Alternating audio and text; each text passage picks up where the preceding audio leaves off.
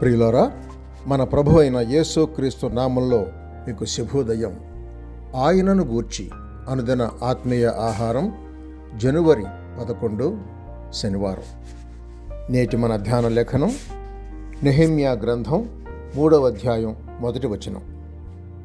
ప్రధాన యాజకుడైన ఎల్యాషీబును అతని సహోదరులైన యాజకులను లేచి గొర్రెల గుమ్మమును కట్టి ప్రతిష్ఠించి తలుపులు నిలిపిరి.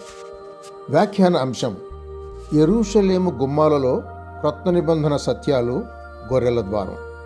వ్యాఖ్యాన అంశం: యెరూషలేము గుమ్మాలలో క్రొత్త నిబంధన సత్యాలు, గొర్రెల ద్వారం.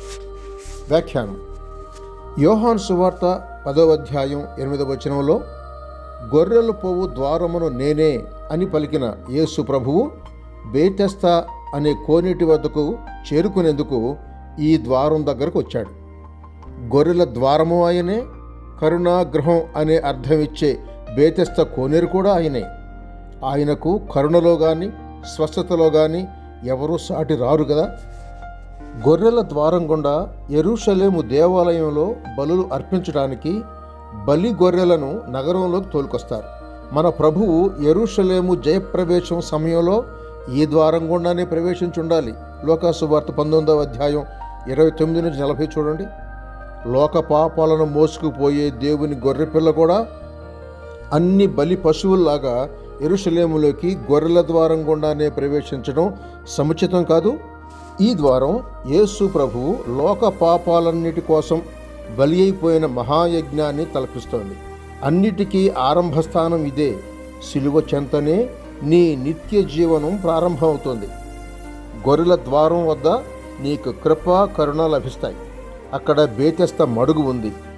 ఇమ్మానుయేలు రక్తము ఇంపైన ఊటగు, ఓ పాపియందు మున్గుము పాపంబు పోవును అని మనం పాడుకున్నట్టుగా నీకు నాకు పాపరోగాన్ని పోగొట్టే స్వస్థత జలం మన పాలిట బలి పశువుగా మరణమైన మన ప్రభువులో మనకు లభిస్తోంది.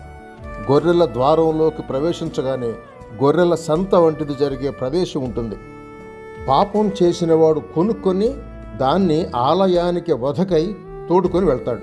ప్రభువు సంతలో గొర్రెబలే మన పాపాల నిమిత్తం అమ్ముడుపోయాడు. ఈ విధంగా యెరూషలేము కోటగోడ నిర్మాణమంతా గొర్రెల గుమ్మంతో మొదలైనట్టుగా ప్రతి మనిషి రక్షణ యేసు ప్రభు వద్ద ఆరంభమవుతోంది. శుభములతో వందనాలు.